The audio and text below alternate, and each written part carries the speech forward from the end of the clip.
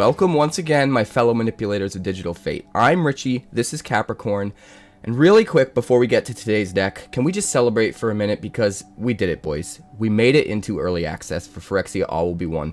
Now, anyone who's been following the channel for a while, especially over on Twitch, knows that we've been trying to get into early access for many, many moons, and no one's really given us the time of day, and now finally, we're at a point where Wizards wants us to be a part of the early access event. So, very grateful for that. Thank you to Wizards of the Coast for having us included. We'll be doing that on Thursday, February 2nd. That's this Thursday, over on Twitch. Probably going to stream for, geez, I don't know. I'm not going to say it's a 24-hour stream, but we're going to stream until the wheels fall off. And until they take those cards away from us again. I have crazy brews in mind. I've got like 12 new brews that we're just going to test them all out and go completely ham. So make sure to join us over there. More about that coming this week. We've got a video we're going to put out where we talk about all of the new brews that we've got coming, and we sort of hint at, you know, what they'll include. We're not going to full on spoil them. You're going to have to be a part of the Twitch stream or check out the YouTube videos that pop up in the days after the early access event to see these 12 crazy decks. But we've got some crazy stuff coming. With that out of the way, let's talk about this deck. Now, this deck is probably our last deck tech before Phyrexia All Will Be One pops. There might be one more, but I think this might be the last one. This is a very special one. It's near and dear to my heart. It's something that I was sort of brewing when spoiler season was first around for Brothers War, and it took a while for me to finally get to a build that I really like. Now, this deck is called SICKER, and what it utilizes is the idea of flickering prototype creatures so that they come back into play as the big sides of the creature. Now, there are plenty of other decks in the format that are doing this, but we have some other cards that we use in tandem with the flicker effects, and I don't think other people are really utilizing these cards to the extent that we are. So I think our brew is pretty unique and pretty interesting. So let's get to that. But before we dive in, we are almost at 1,000 subscribers here on YouTube.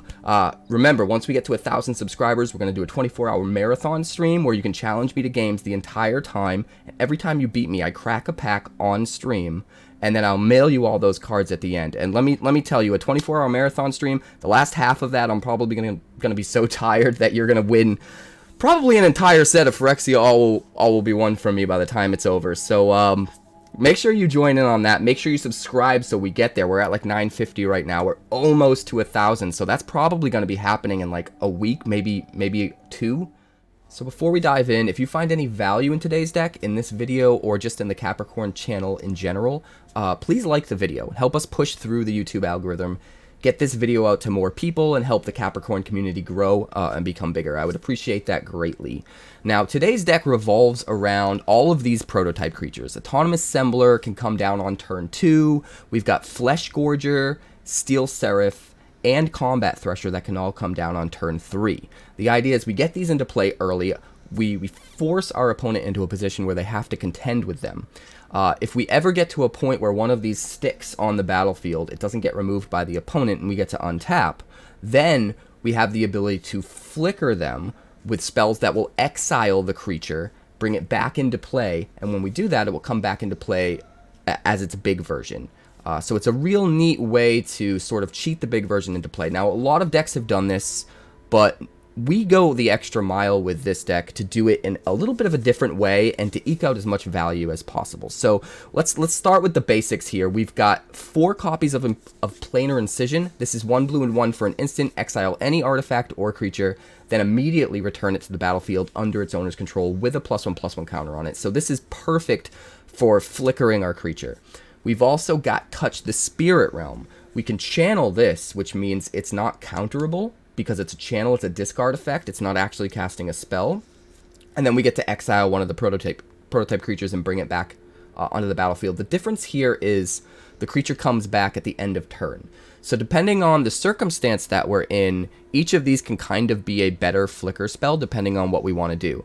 Like if they're going to wipe the board with a Wrath of God or some kind of sweeper, we can channel Touch the Spirit Realm to exile our guy, and it's gone for the whole turn so that the sweeper resolves, and then it will come back at the end as the big version, and then it's really hard to deal with for the opponent because they're probably tapped out. Whereas if they're using targeted removal on our guy, we can be very careful to hold up a Planar Incision.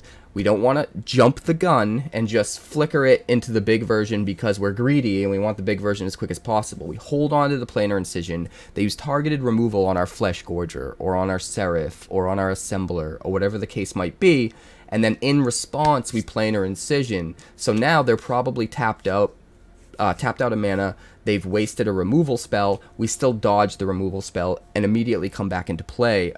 We can also use this to kind of blow out our opponent in combat. So if they swing and we have a tapped creature on the field, like say we attacked with our Fleshgorger and got him for some damage and drained some life, and now they think the way's open and they can swing at us, we can respond by Planar Incision, casting Planar Incision on the Fleshgorger, and it comes back into play immediately as the big version, untapped, with a counter on it. So it comes back in as an 8/6, blocks their guy, kills it, we gain a bunch of life, and now if they want to kill the Fleshgorger, they have to spend 8 life to target it. So pretty crazy shenanigans that you can get up to.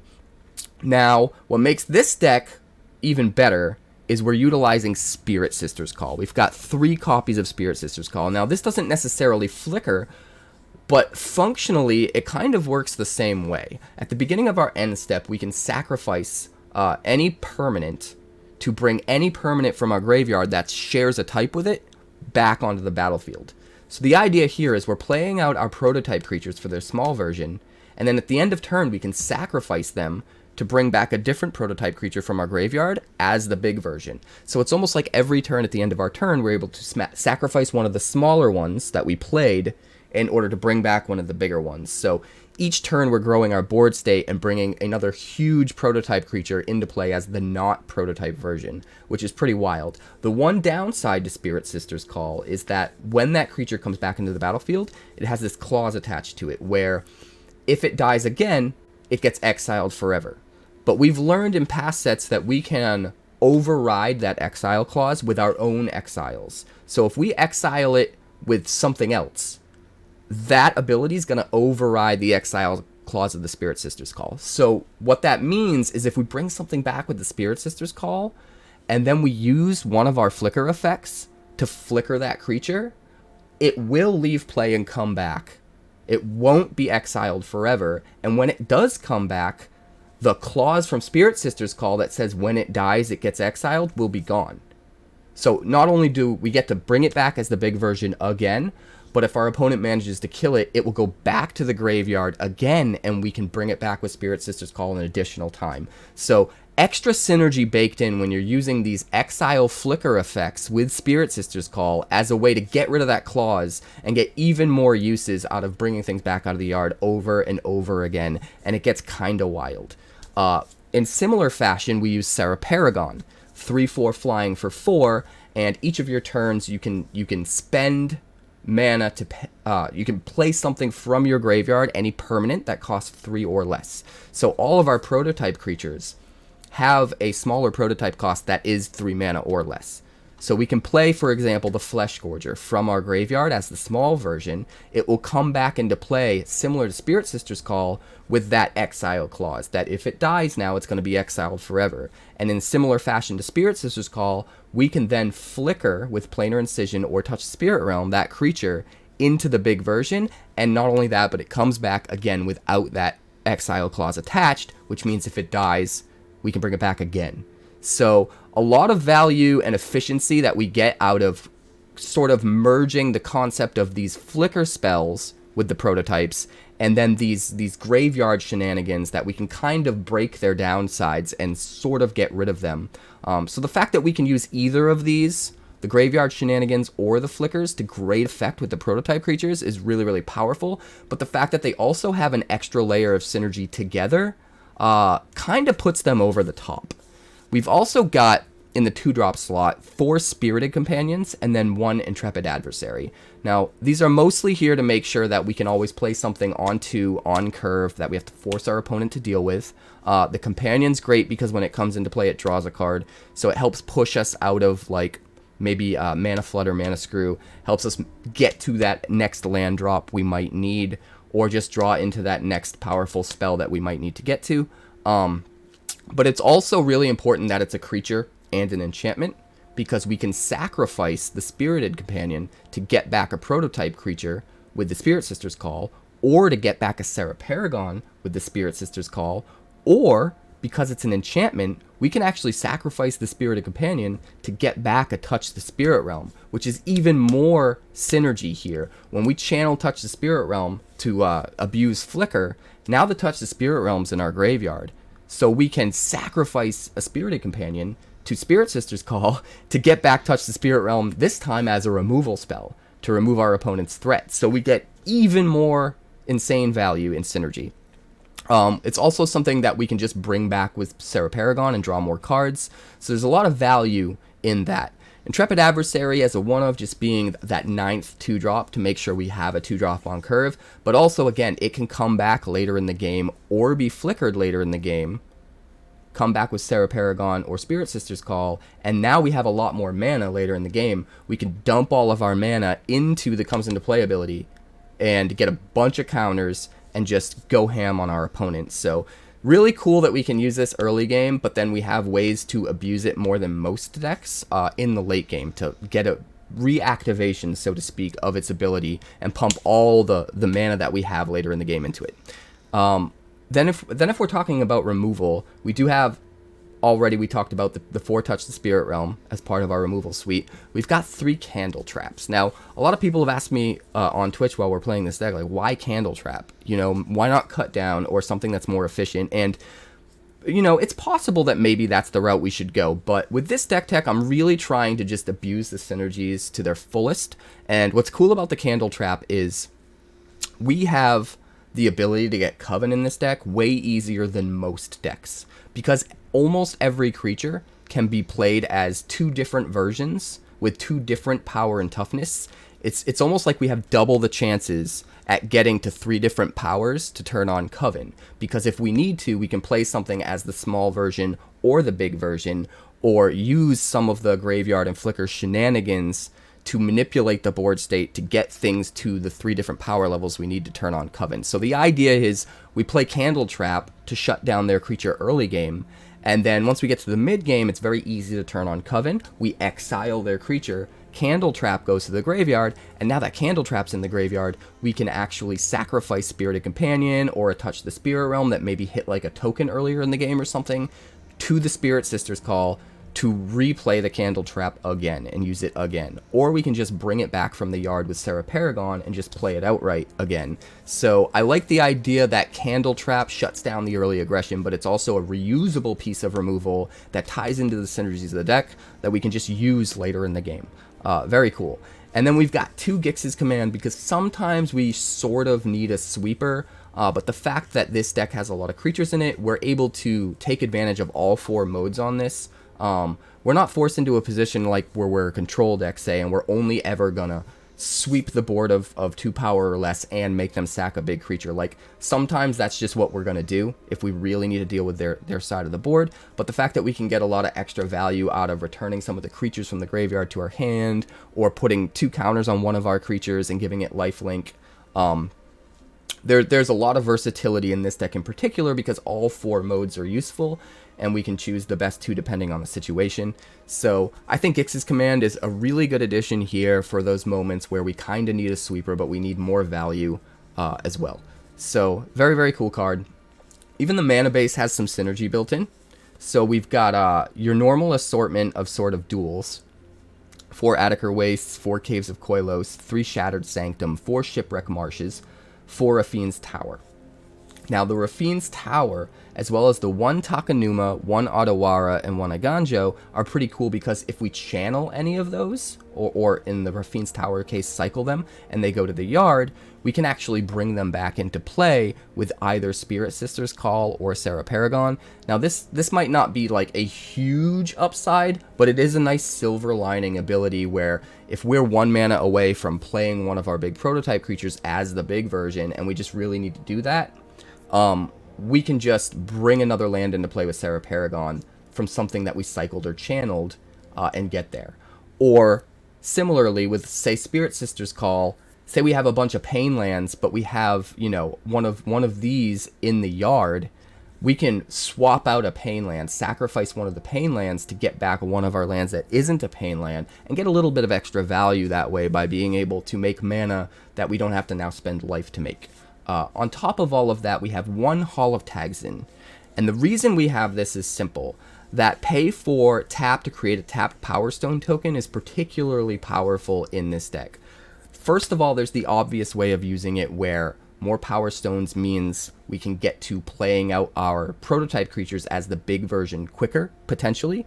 And even though that's not plan A, some games will get to that point where it just makes more sense to play out the big version and get as much value off of every spell as possible, rather than, you know, putting the small version into play and doing the tricks. We might be into the late game where, like, just getting that value immediately and going ham is probably where we want to be. So the Power Stone can kind of help in that way, but the real cute way of using the Power Stone, and the biggest reason I have it in this deck, is because you can create a Power Stone with Hall of Tagsin if you're completely out of gas and have nothing to sacrifice, and then sacrifice the Power Stone to the Spirit Sister's Call to get back one of our big prototype creatures, because they're all artifact creatures, and the Power Stone's an artifact.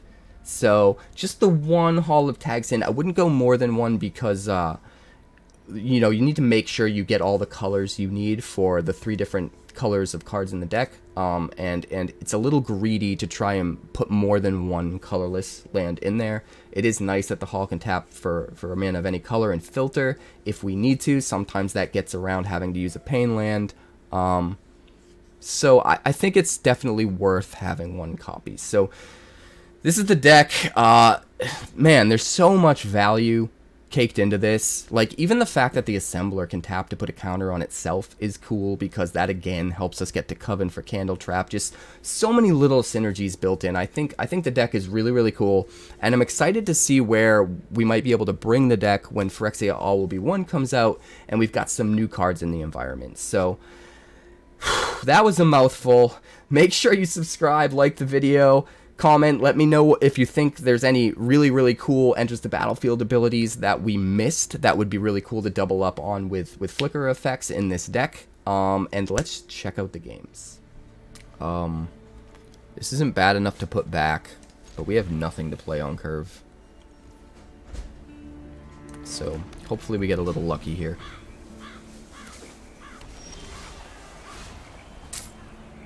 Doesn't look like that's happening.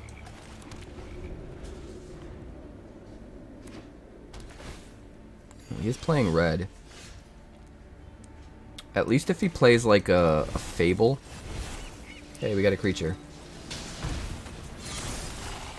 We can like channel the token away.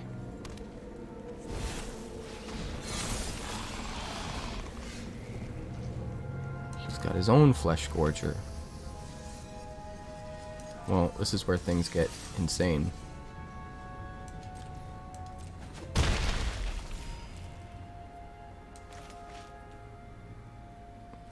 See this, it wants to tap my Hall of Tagsin for white instead of...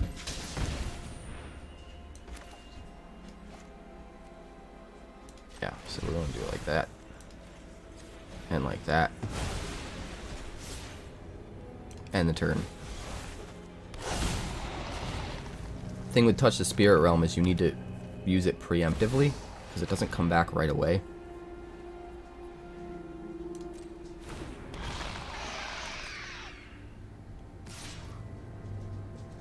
Sure.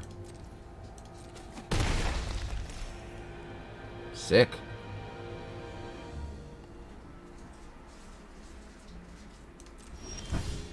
We don't even have to do anything, really.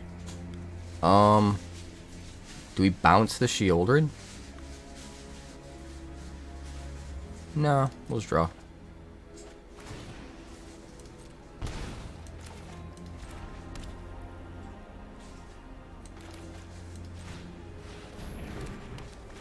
Did the fucking Hall of Tagsin thing again.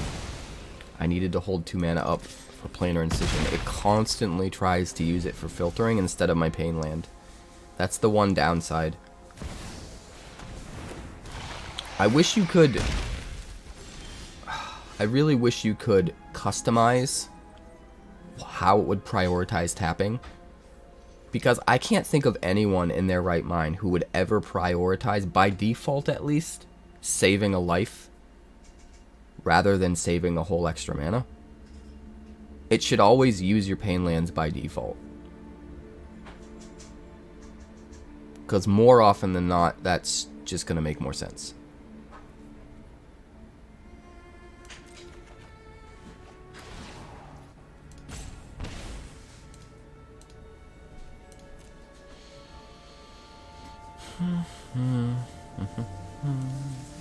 We'll just swing.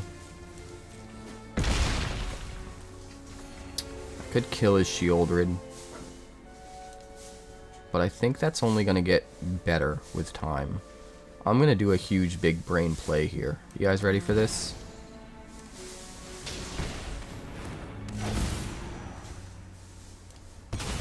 He sacrificed Touch the Spirit Realm for Touch the Spirit Realm.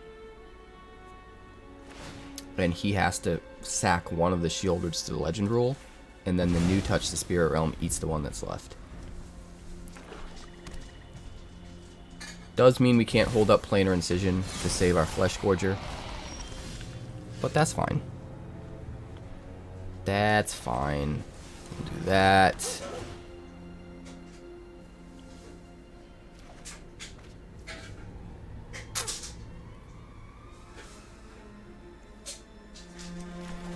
Play you. I don't think we're gonna swing yet.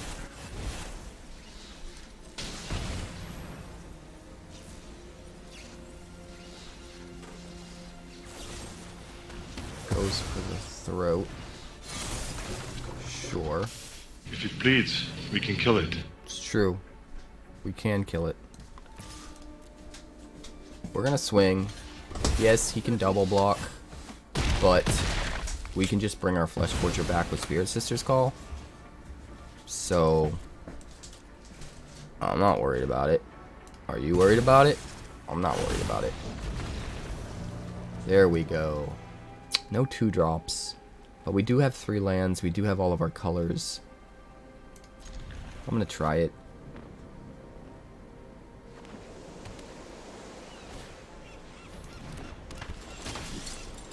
Hey. There we go. Come on, 2-drop. Show me a 2-drop. No dice. Pass turn.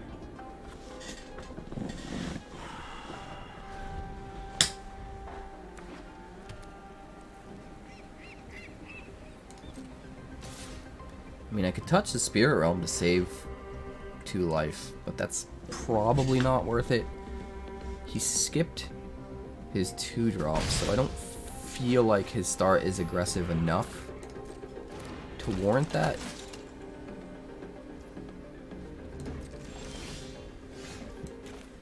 I think we just play Combat Thresher here.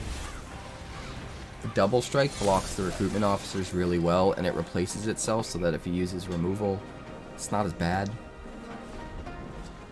He will probably use removal. I assume he'll Brutal Cathar, swing 4.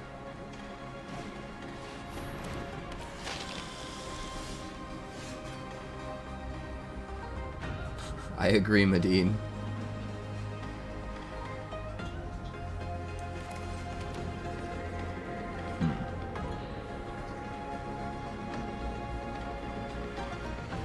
Lots of options here. I don't like that Welcoming Vampire.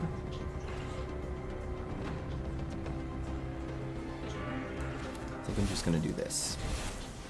And hold up Planar Incision. And pass the turn.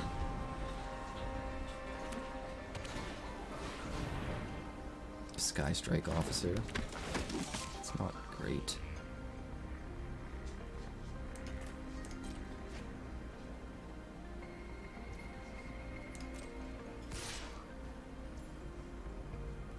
Sure.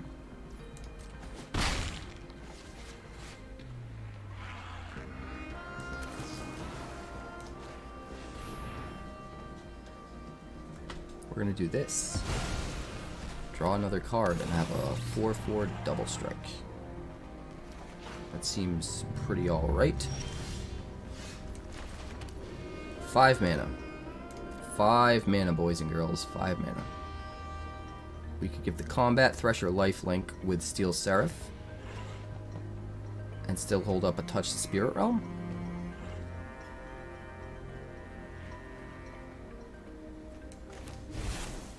I think that's probably good.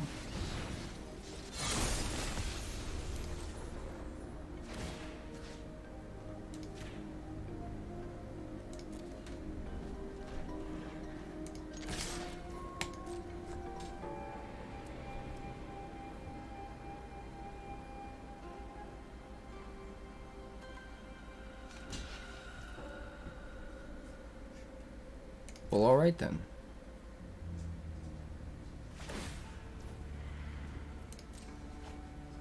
Alright. One dude dies. We gain a lot of life. End the turn. So Touch the Spirit Realm is basically protection for any of our dudes.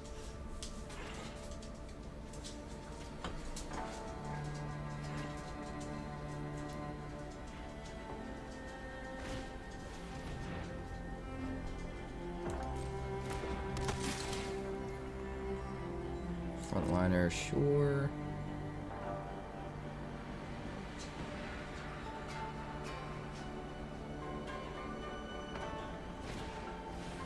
Harbin, sure. Oh, he's not attacking with 5 or more.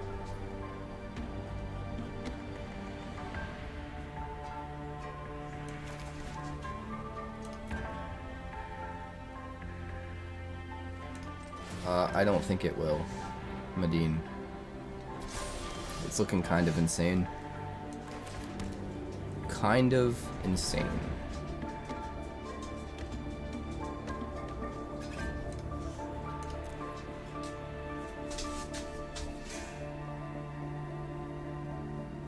Four, 2, 4, 6, 8. Who do we appreciate?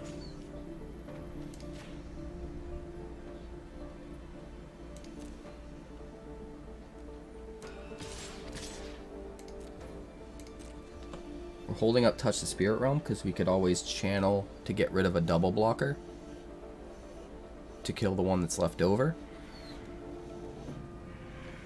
So we're kind of just trying to push through his board state.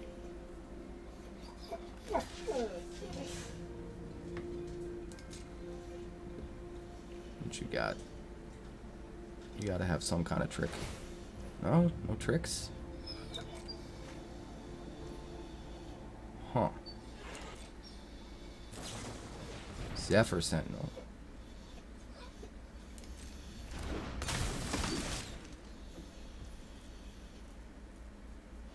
I mean, Touch the Spirit Realm doesn't do a whole lot. Bandit, lay down. If he's just Zephyr Sentineling anyway, right? I'd rather him have to spend the mana to replay it. So we'll let that through.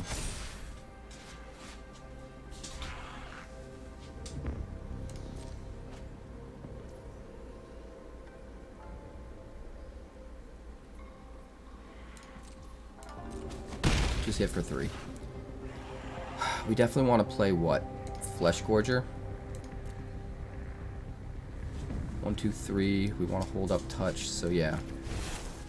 Play the Fleshgorger, hold up Touch Spirit Realm, and probably put a counter on our Assembler as well. If he decides to get cheeky and swing in with the Zephyr Sentinel, we'll probably... I guess we'll take it.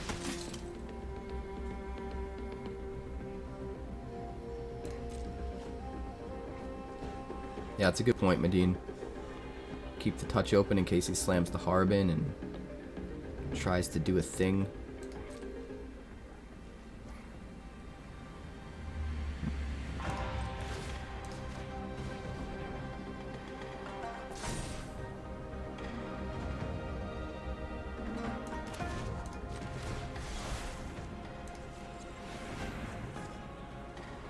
Oh wait, we were already in end step, weren't we? That was a misplay, guys. We're not going to get to swing with the Fleshgorger. Oh, he's going to kill it anyway. So I guess it doesn't matter.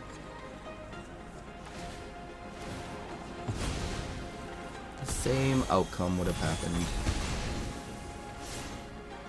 Come on, land. Oh. Let's see, we kill all the 2-drops. We force him to sack the Zephyr Sentinel. That feels pretty good.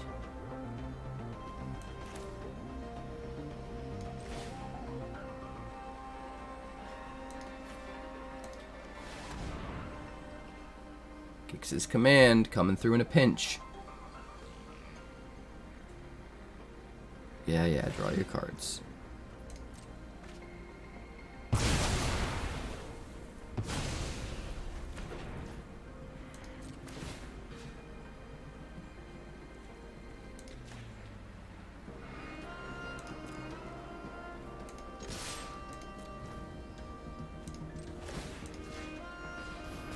We just got him, right? Yep. Nice. Nice. We don't have the double white, but we should be okay. We don't need any double white yet. We'll go Marsh. We can go Assembler on 2. Force him to have to deal with that.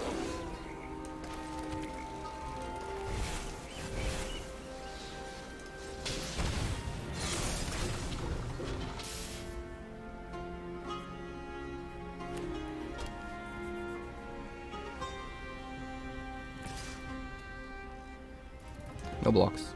He'll get in for 2 and then he'll sack it to kill our Assembler, most likely. If he doesn't, then we definitely want to swing with the Assembler before we play anything next turn. Force him to make his decision and use up his mana before we do the thing.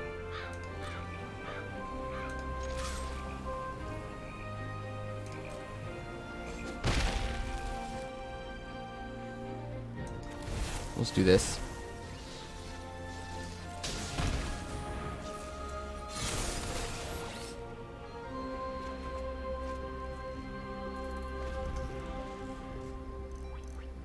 If he wants to just swing for 3, we just let him in. It's fine.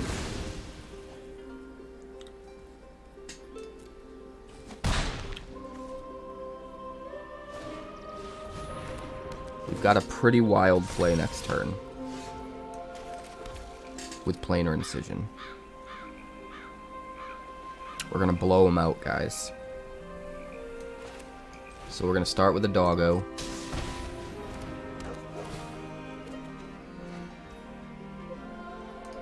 Then we're gonna attack with the Combat Thresher.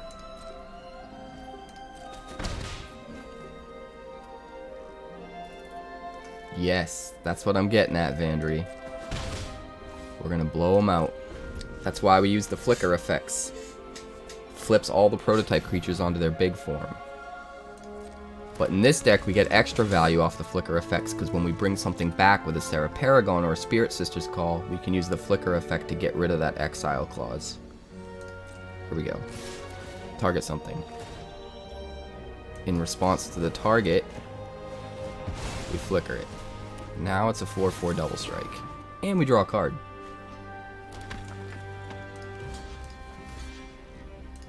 And he's tapped out, so we can't even sack it in response.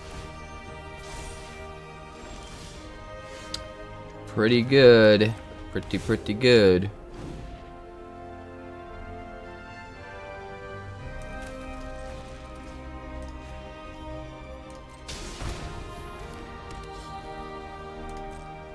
And now we'll swing with an 8/8 double strike, or a 4/4 double strike hit for 8.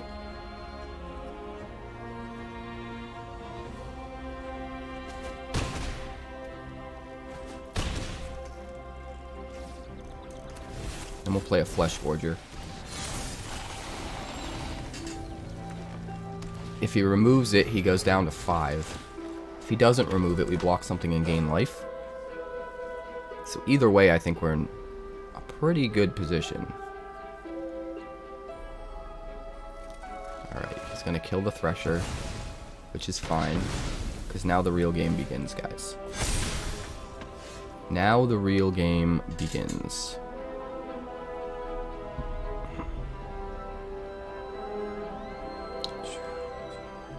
Do we want to?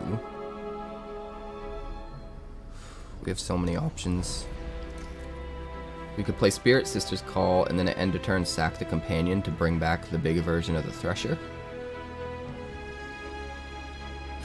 Or we could hold up Touch the Spirit Realm to do shenanigans with the Fleshgorger.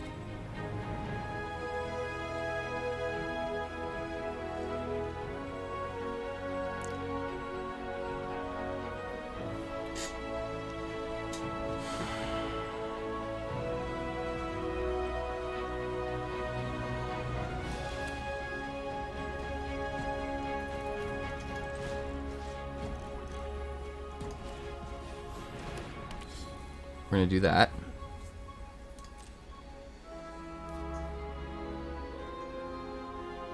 Definitely double blocks, right?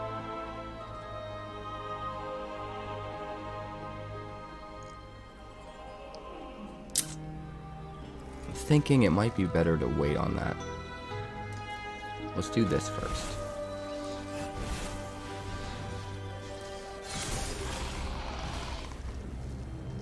Let's do this first.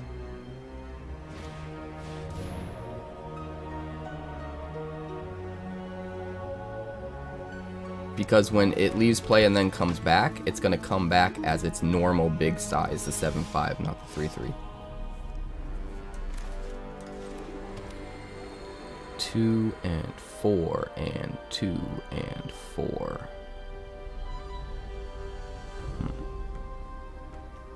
Let's try and draw a card.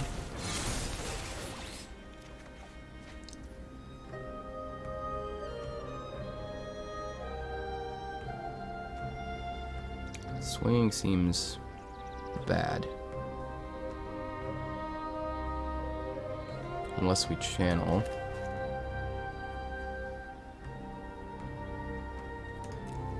Even the channeling costs more, So I guess we're just putting stuff on the board for now. No attacks. We'll get there.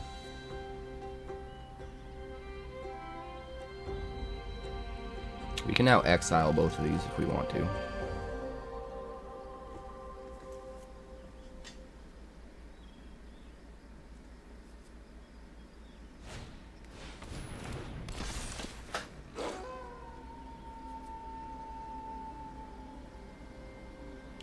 That's why Touch the Spirit Realm is really good in this deck, Vandry. Because what we can do is we can channel it to do our trick, but then it's in the graveyard, so when we have Spirit Sister's Call, we can bring it back with Spirit Sister's Call.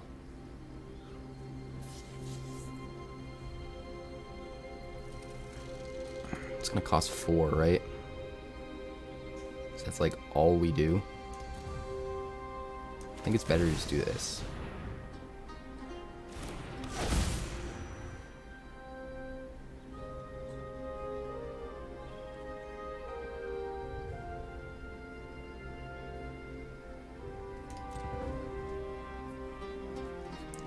He'll kill the Spirit Sister's Call with the Liberator, most likely.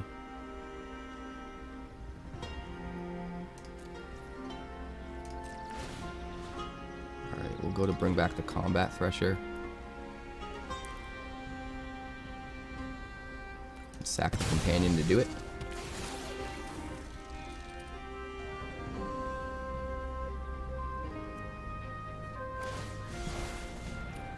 He will beside you it. Interesting choice for your beside you. Very interesting choice. We do get to draw a card. We still have a mana left over for Autonomous Assembler if we want.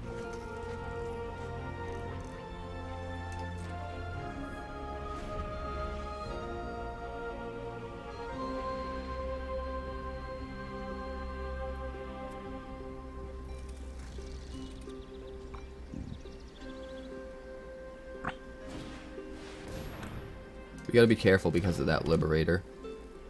We can't, like, double block or we get blown out.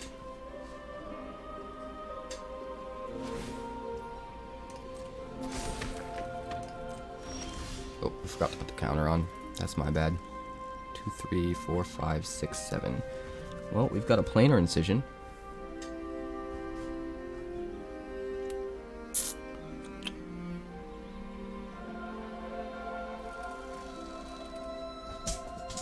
We do have a Planar Incision, don't we? 2, 3, 4, 5.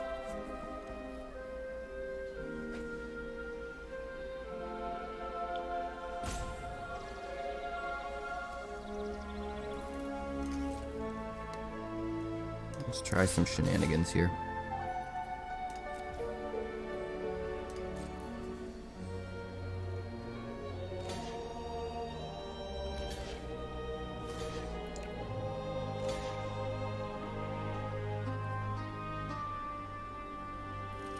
Interesting.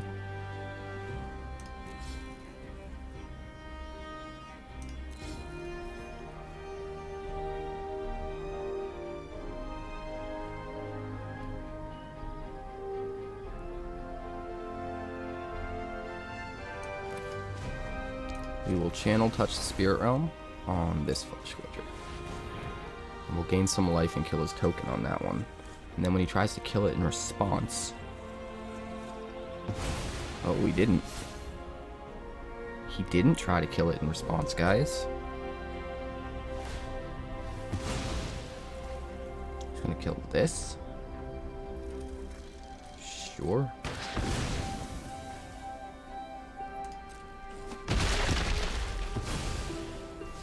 We'll gain some life. I think we're gonna actually hold on to the Otawara. We'll end the turn. What do we want to make? 7/7 double striker? I'm more worried about him removing stuff, I think. So let's just do that. Let's make a 7/7 Fleshgorger. You can't target it.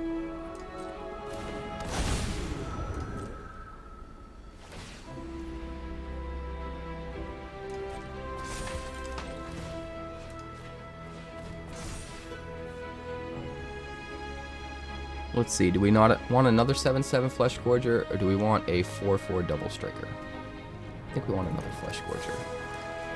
So we'll do a Planar Incision. Again. And we will Otawara this boy. Get out of here. And we will swing with the team.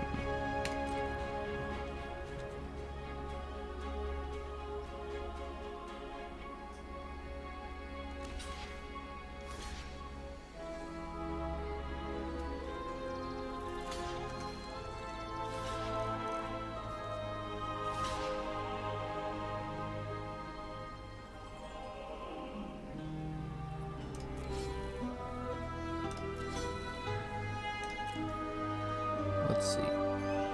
Safe, safe. This is gonna die. Do we want to kill a token or do we want to play a Fleshgorger? I think we want to play a Fleshgorger. So let's do that.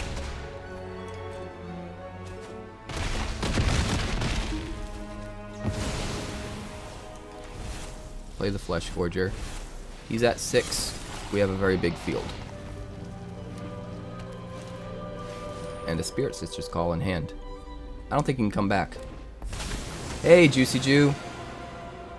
I'm sorry for the lack of focus. Or too much focus on the game, I guess. Those were some decisions right there. Those were some decisions. We have too much life, right? Yeah, we just win.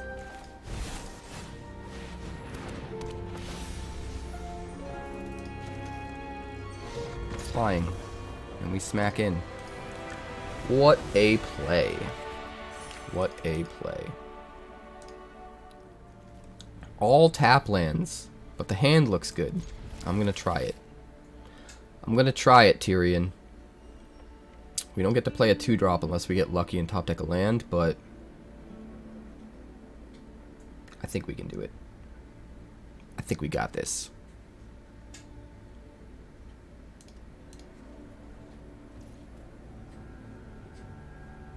Alright, tower. Pass turn.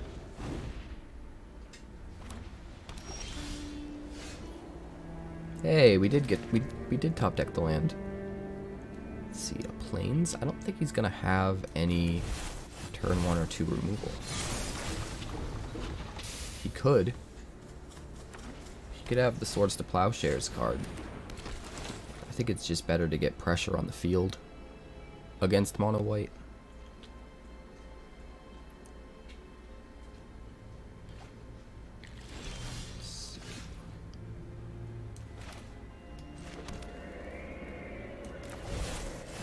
Seraph. Lifelink.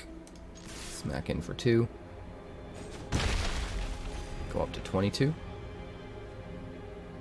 We get even 1 counter on this guy, and our Gix's command is looking mighty good.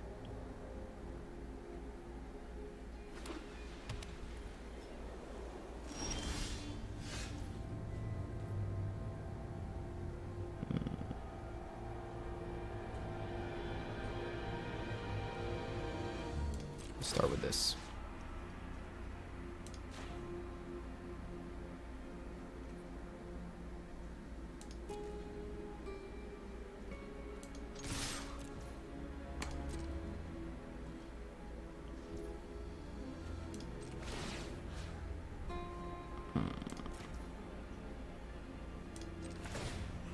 Yeah, we'll do that. We don't need to block. Who needs to block?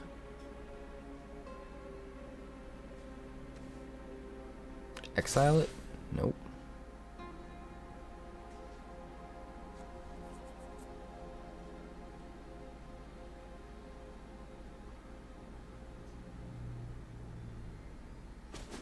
I'd be down for something like that, Finn.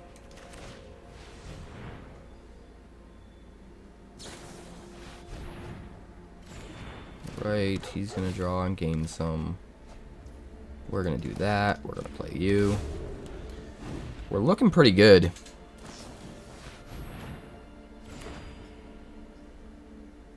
We could play a 3/3 Spirited Companion next turn if we wanted. Is it better to just Gix's command here? Might be.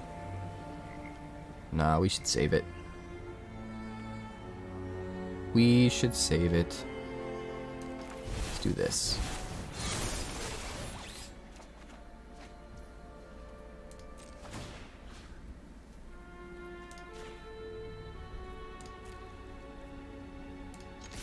Smash.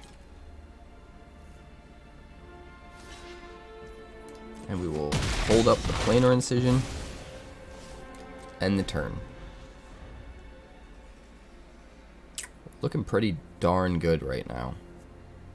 Even if he wipes our board, we can get 2 creatures back with Gix's command, so it's not like the worst thing ever.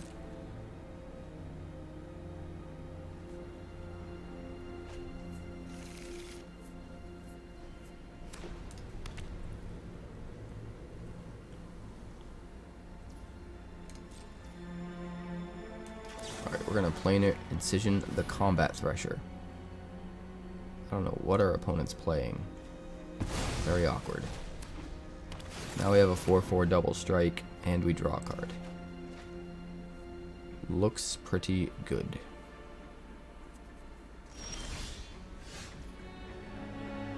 Six mana.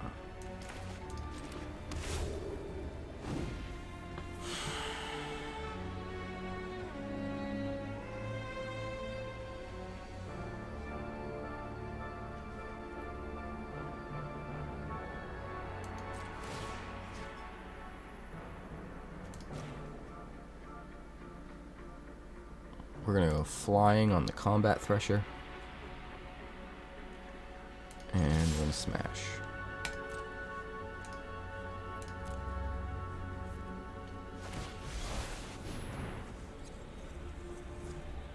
Well, that's no fun. You're ruining all my fun. Fine.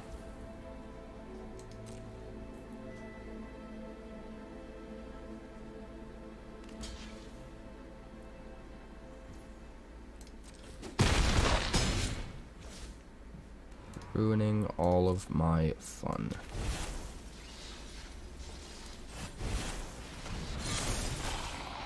End the turn.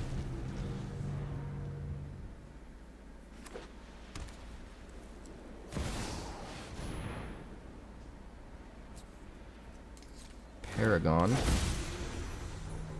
And what? Replay an ambitious farmhand. That's a whole lot of nothing.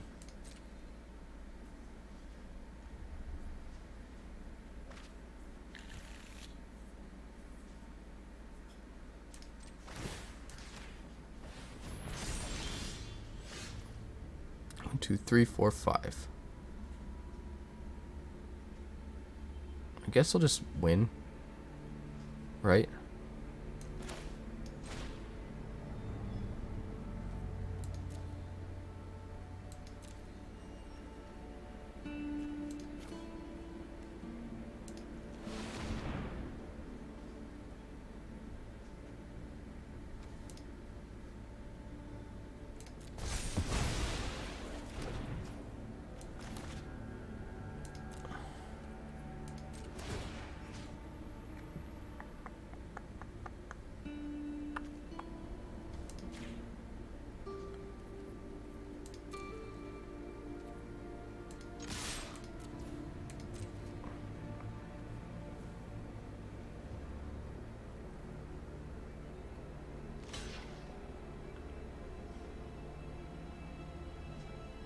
Smack for an extra damage here with the assembler. Oh, that sounds delicious, Vandry.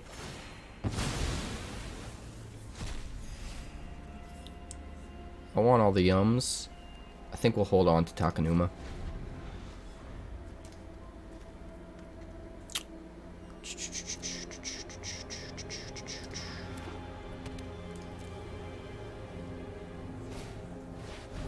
Touch the Spirit Realm. I mean, it's kind of good for us, right?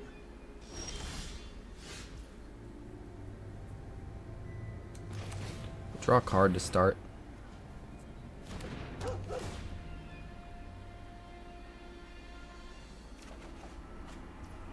Play a land. I mean, I think 5, 6, 7, 8. I think we just win.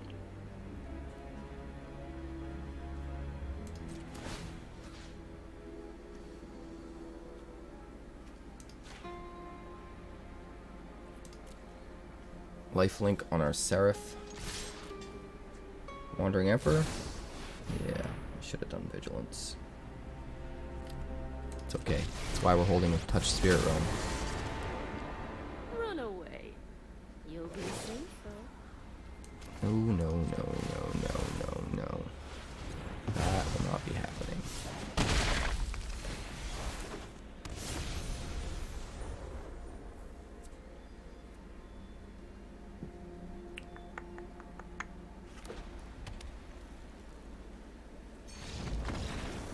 Alright then.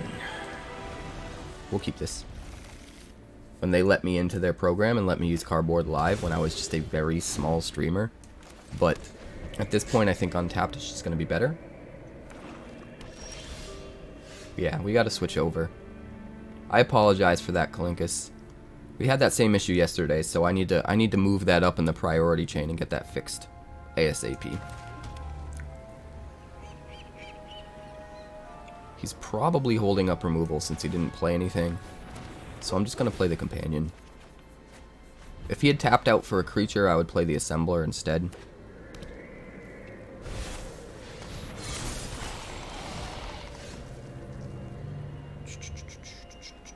No double black for the Fleshgorger.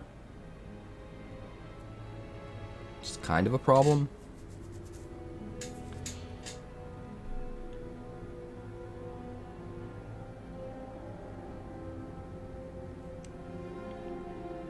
Do we just touch the Spirit Realm it? I think we might. I think we will.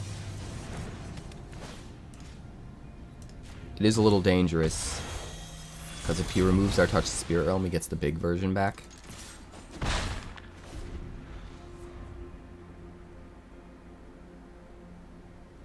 But I'm going to go out on a limb and say he doesn't have main decked enchantment removal.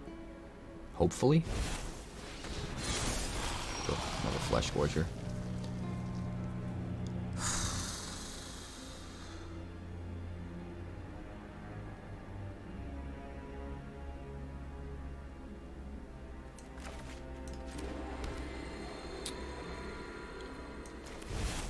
Here's what we're going to do. Play the Assembler. Hold up Planar Incision. We're going to, when after attack, we're going to Planar Incision the Assembler and then double block and kill the Fleshgorger.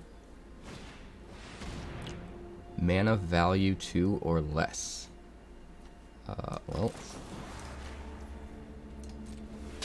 we're not going to be able to block it, but at least we're going to be able to dodge the path. Unless he wastes another piece of removal. I mean, that's fine. We forced him to use Path of Peril on a 1/1 dog. I'm fine with that.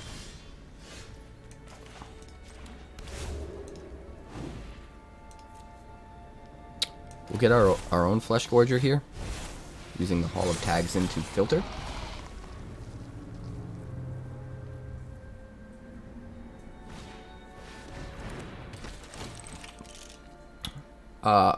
We might need help. It's kind of a Finn thing. I usually do what I can off stream, and then anything we need handled while the stream's going on, I just sort of trust Finn to know stuff. Well, at least he didn't kill the Touch the Spirit Realm, right? Could have been worse.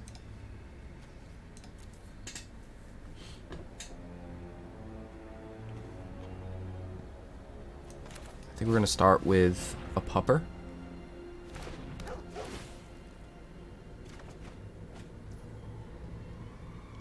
And we'll play the land. And we'll play a Fleshgorger. That way we can double block his Fleshgorger and trade 1-for-1 if we have to. Or just eat his Lauren if he attacks with the Lauren. But we've got Sarah Paragon ready to go. So if we run him out of his removal and then we slam the Paragon, we're probably in pretty good shape. Paragon can play all of the prototype creatures from our yard as their prototype versions. Oh, now we can give his Fleshgorger flying. It's not the worst, though. Because we still get to keep ours and crack back.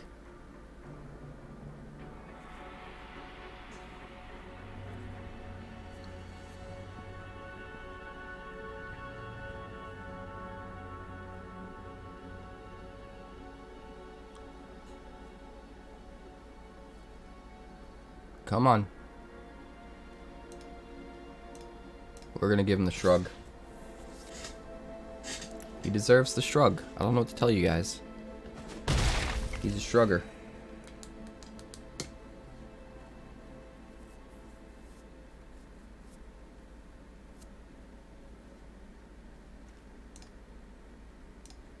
We'll give him the happy face now.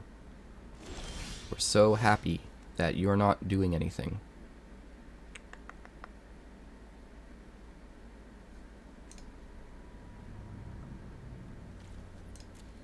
Alright, we're going to play out the Paragon.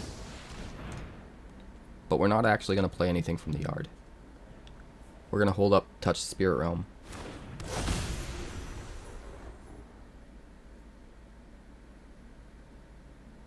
Or do we?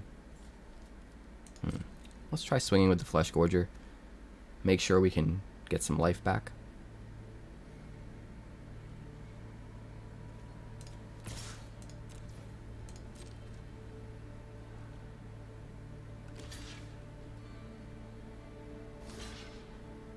Interesting.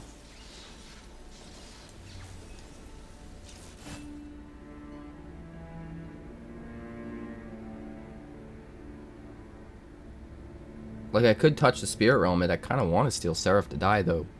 Honestly. Unless he's got a trick.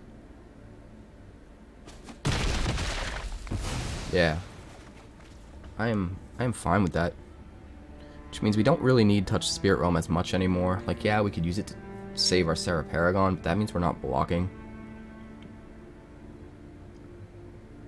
So I think at this point, honestly, we just do this. Get out some more chump blockers and get some more card advantage into our hand.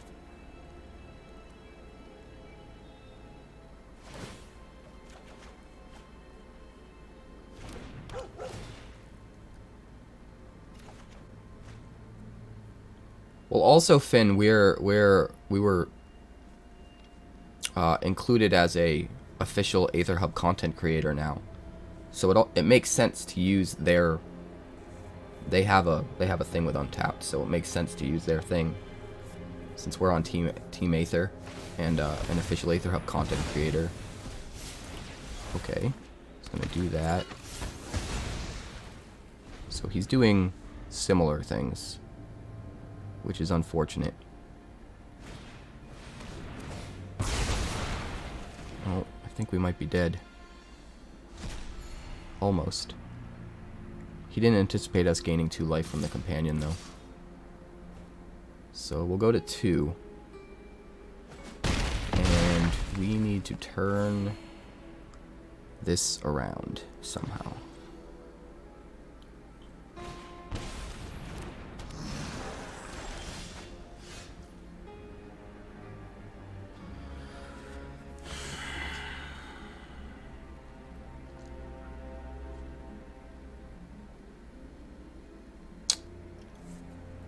We need our own Fleshgorger, right? That's the only real way to make this work.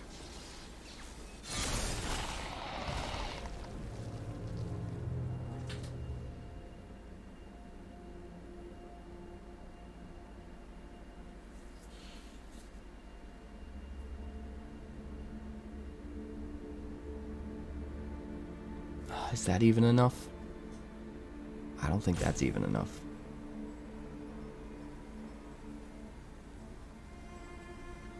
If we could flicker the Fleshgorger and play another blocker, we'd be okay. But the problem is... Well, no, because we can block his 7/5, right? Welcome to the party, pal! Yeah, this is what we need to do. Thanks for the follow, Sunlight. This is really our only chance here, and I'm not 100% sure if it's enough. We'd go to 9. Misery Shadow can get through for a lot, so that might be a problem. That actually helped a ton. That actually helped a ton. That gives us another blocker.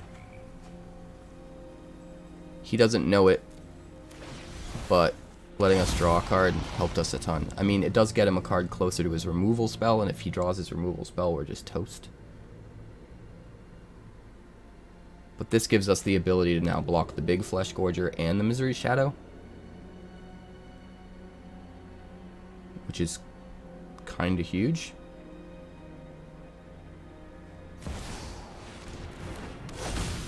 Set our Paragon. He does not have enough mana to play anything with it.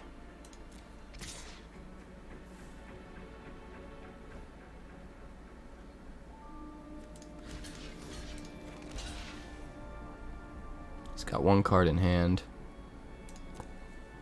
Oh, we'll do this.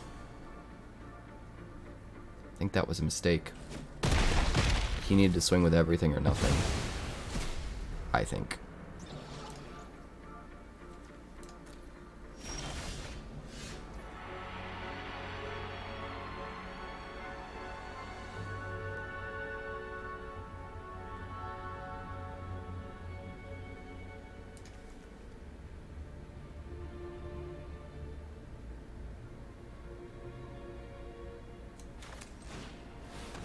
We're going to bring Touch the Spirit Realm back from our yard. hit the Paragon, so he can't bring back the Fleshgorger next turn.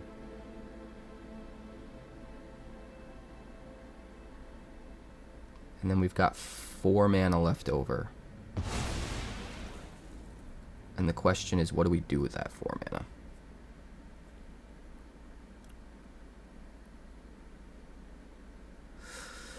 We could play a Combat Thresher in hopes of drawing another land so that we can also play the Assembler. Or we could just play a Serra Paragon, and then when we double block, nothing dies. But if the Misery Shadow gets through, it's going to be a problem. So I think we need to play whatever's best for blocking the Misery Shadow, which is going to be something that's going to die no matter what, which means it needs to be something that draws us a card to replace it.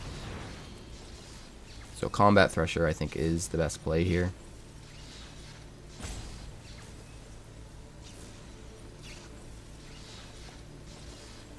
If we get lucky and draw a land off of it, we can play another creature as well, which would be really good. No luck. Our 1 Intrepid Adversary. No attacks. This is going to be the most important turn.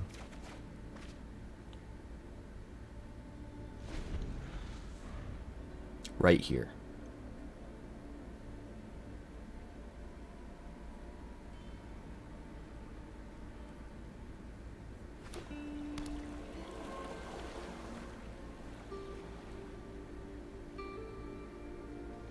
Draws a land, maybe?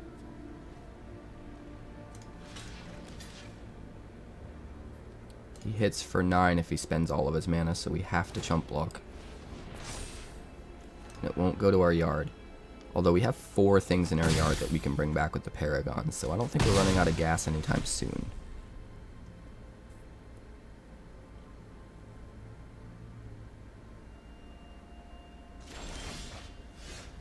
Candle Trap is not bad.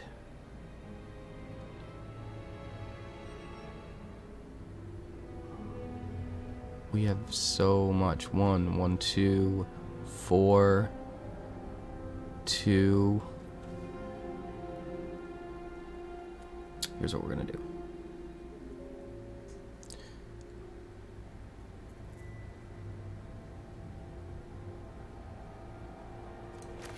We're gonna play you.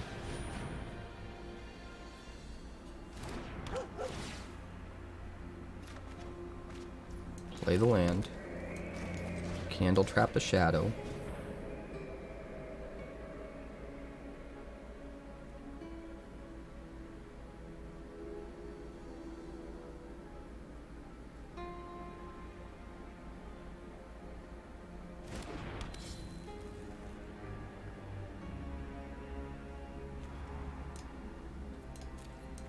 And then play a Spirit Sister's Call.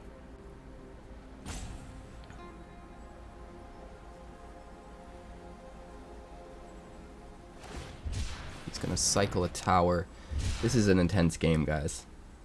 I think we got it, though. He's gonna need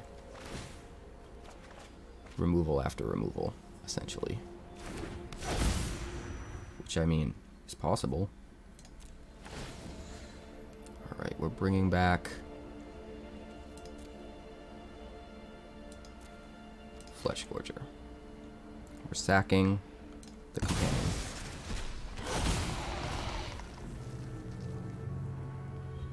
So now he can't swing with anything unless he's got removal.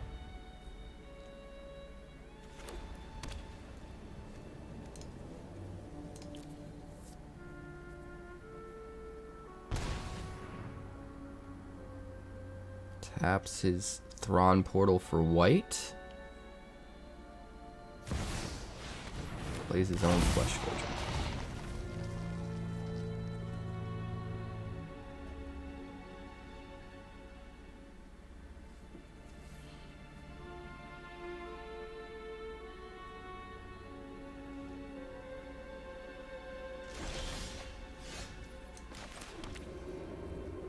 Alright, we could play the Intrepid Adversary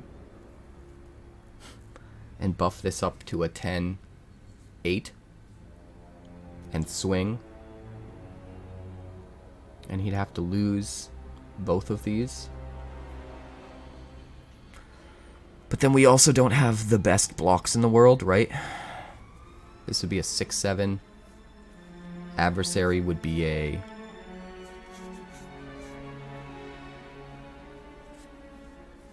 6/4.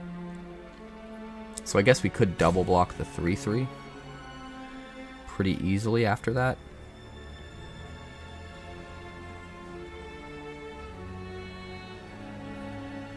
Let's do this. Play the Steel Seraph for cheap.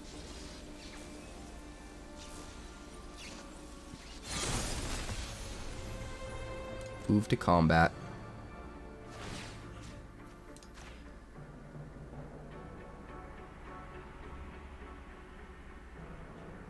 Give it flying. Swing for 7.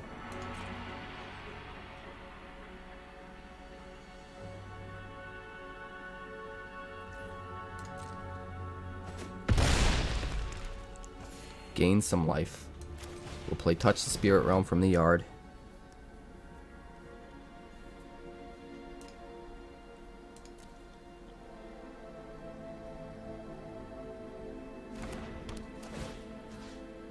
We're gonna eat the Fleshgorger. Yes, I know it's gonna cost us 7 life. It's fine.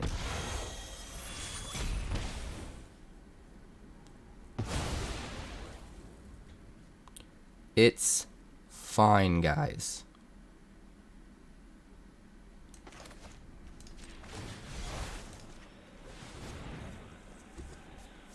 I think we got this. I think we got this.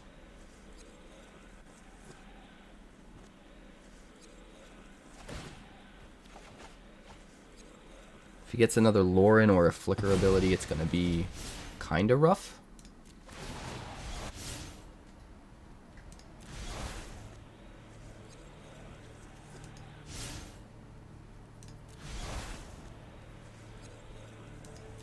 Do we want our Assembler in play? Yeah, I think we do.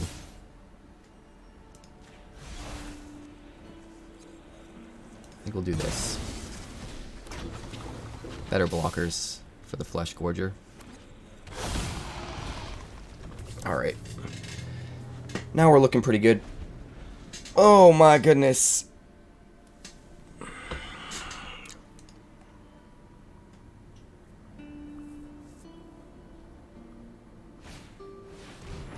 Plays his own Touch the Spirit Realm. I mean, that's not the worst thing ever.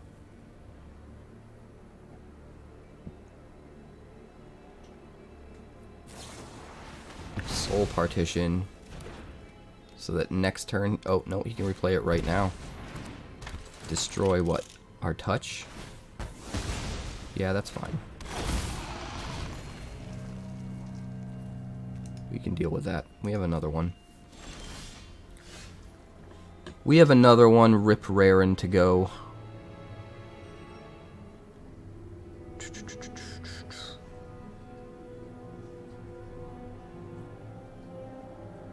Let's see.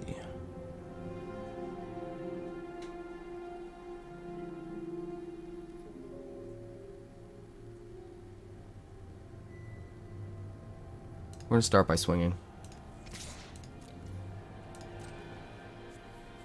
He doesn't have any good blocks.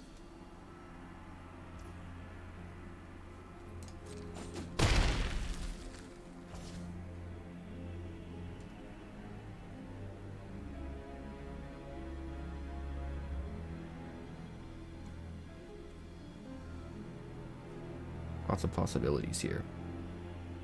I must contemplate them all. I think we'll start by drawing a card. Gix's Command. That seems pretty good. A.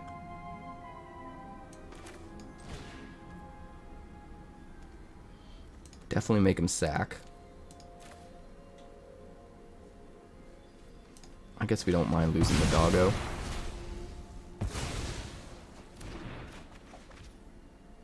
guess we don't mind losing the doggo.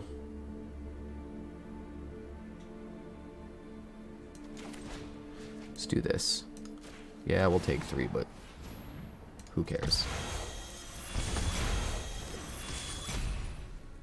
End the turn.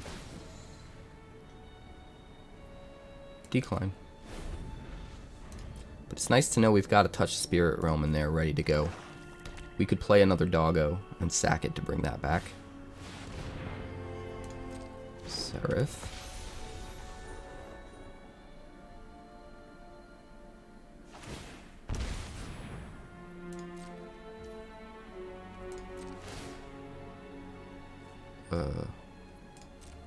Sure. I don't know why you did that.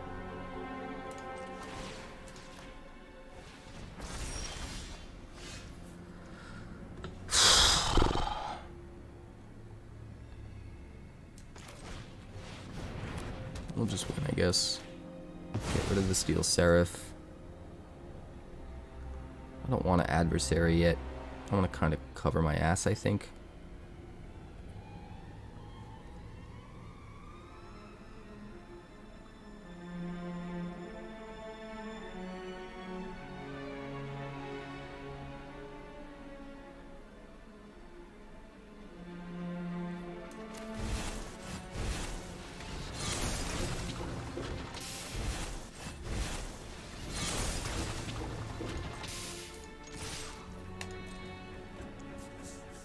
We'll do that. 2-turn clock, plenty of blockers, end the turn. I was really tempted to slam the adversary, but we wouldn't be attacking with lifelink, so if he had a way to kill the adversary and then crack back, it's possible he could kill us, so I think it's safer to have more dudes right now.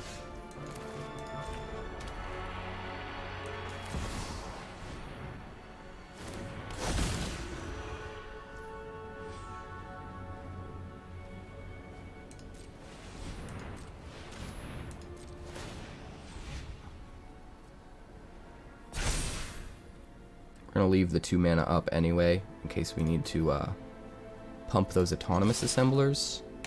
And I think we just got them. Gix's command is so good.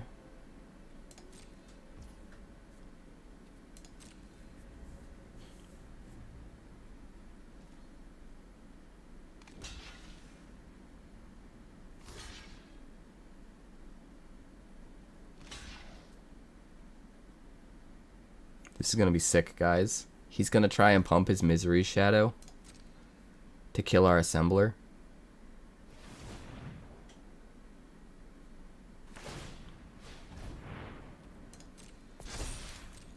But the assemblers can put counters on each other. I think he can get it big enough to kill the assembler, but his shadow will die as well.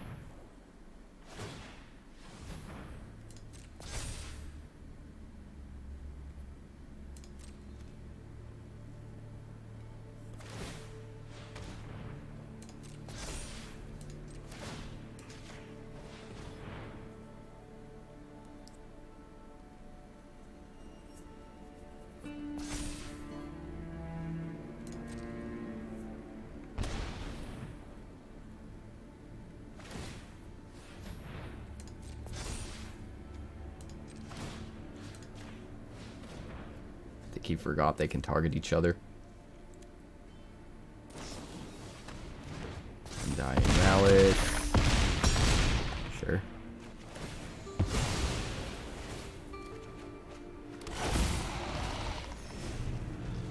Oof.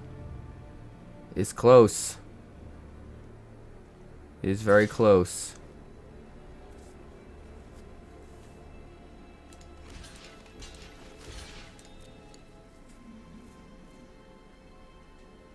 Yep, he kills this first, and then this dies as well, right? Pretty sure. Nope, doesn't die. Close to it, but not quite. But I mean, we can just replay the adversary from the yard, so doesn't really matter.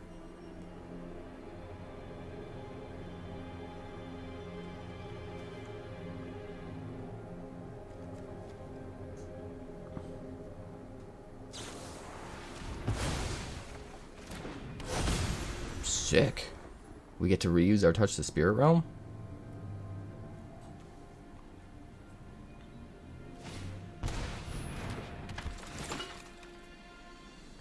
Think he's desperate. I don't think that's enough.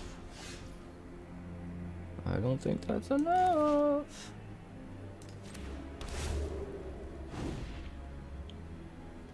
If everything gets +4/+4, how are we looking?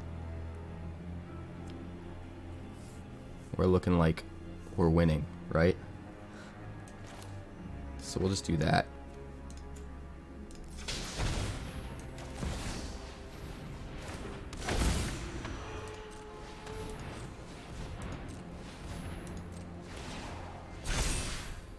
Skaboom. Skaboomba. Replay it with the Paradon. What a play.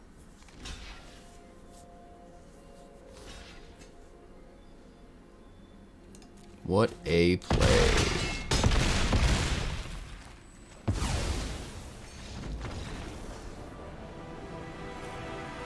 That game should count as 3 wins. Hey, Death by Hornet. I'm just happy it didn't count as 1 loss. And that should be enough early card draw to make the 23 lands perfect. But, I don't know. We keep having issues. Yeah. We don't have our 3rd land, so we have to play the Companion. But it's okay, Kitty. We're gonna get there. You watch. We're doing it, guys. Harbin. Alright, there's our 3rd land. Thank God we played the Doggo last turn. Do we Candle Trap it? Candle Trap it and play the Assembler?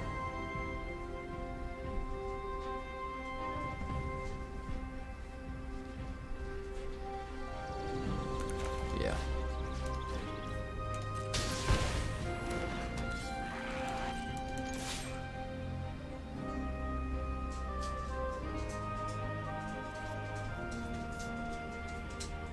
Take the bait, mate. Nope. Assembler's in play. Thank you for the follow, Cookies and Streams. Greatly appreciated. We're doing the damn thing. Mythic with Bruise. Because I'm crazy. That's the kind of streamer I am. Doing crazy things like getting to Mythic with Bruise. Alright, Siege Veteran. Counter on himself. Alright. 4 mana.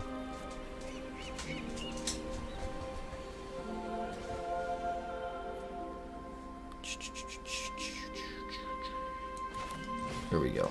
Another Candle Trap.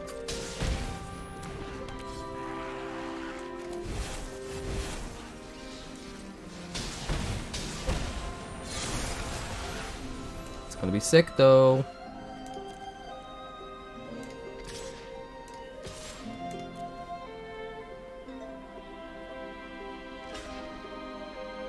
We've got 1, 2, and 3. Which means, next turn, we start exiling stuff. Hoping he puts the counter on one of the creatures that's already down. He's going to get a little bit of extra value if first main phase he plays a creature and then he puts the counter from Siege Veteran on that creature, which he'll probably do.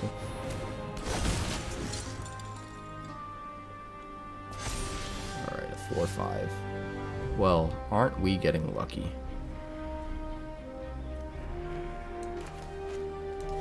Aren't we getting all of the lucky?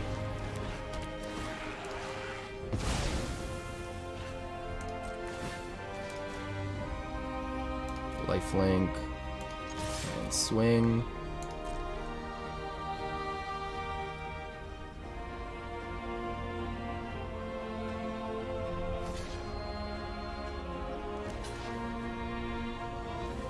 Put a counter on himself to get rid of that damn Siege Veteran. Nice. Nice, nice, nice. Now we just need black mana so we can slam those Fleshgorgers. Thank you, Cookies and Streams, for believing in me. I like your name. I don't remember. I might have. I might have been in play queue at the beginning.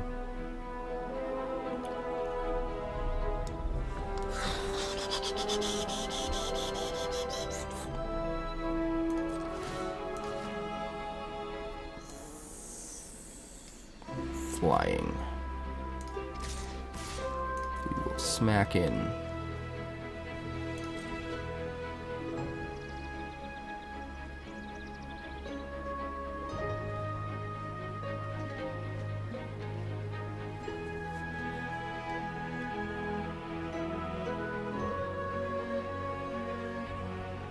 That might have happened, Cookies and Streams.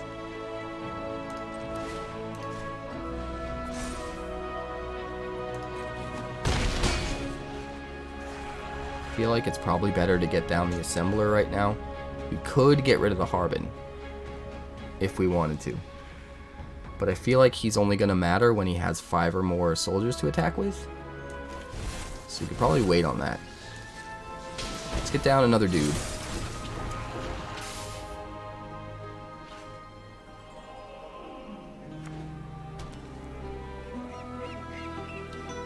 Candle Trap's pretty good in this deck, I think, honestly.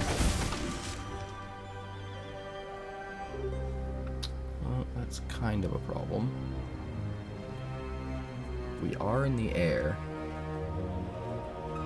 We can hit for 8 in the air next turn, put him at 2.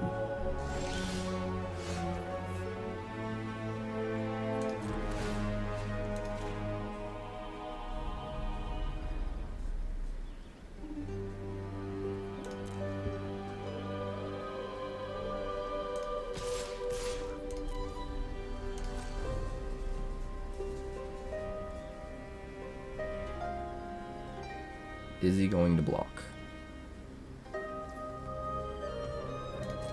No, he isn't. Good. I think...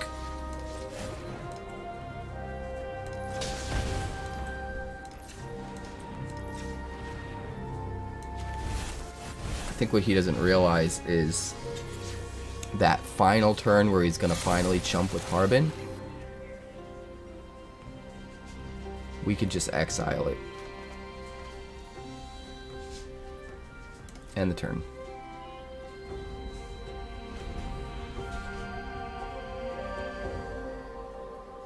Dude, it's my favorite ice cream too.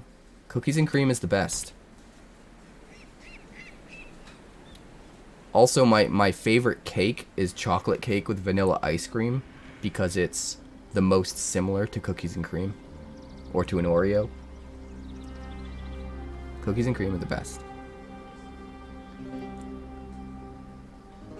I live in a house that's attached to an ice cream stand. So there's literally buckets of ice cream down that way. And this time of year, the ice cream stand isn't open. And whatever's left over from the season, we're allowed to just eat, and it's awesome. Thank you so much for watching all the way to the end of the video. Comment below with "I have been completed" to let me know that you made it all the way to the end. And don't forget to tune in this Thursday, February 2nd on twitch.tv/QuarantineCapricorn for our early access event. Thanks so much for checking out my channel. We are pushing hard for that 1,000 subscriber mark, so please consider subscribing. Hit that button. There's a circle in the middle over there. Hit that. Subscribe. Tell all your friends to do it. Thank you. Also, give this video a like so more people can see it. If you'd like more PlayStation and console game coverage, we've got that down below. And if you'd like more Magic the Gathering coverage, there's more of that somewhere off over that way. Do all the things.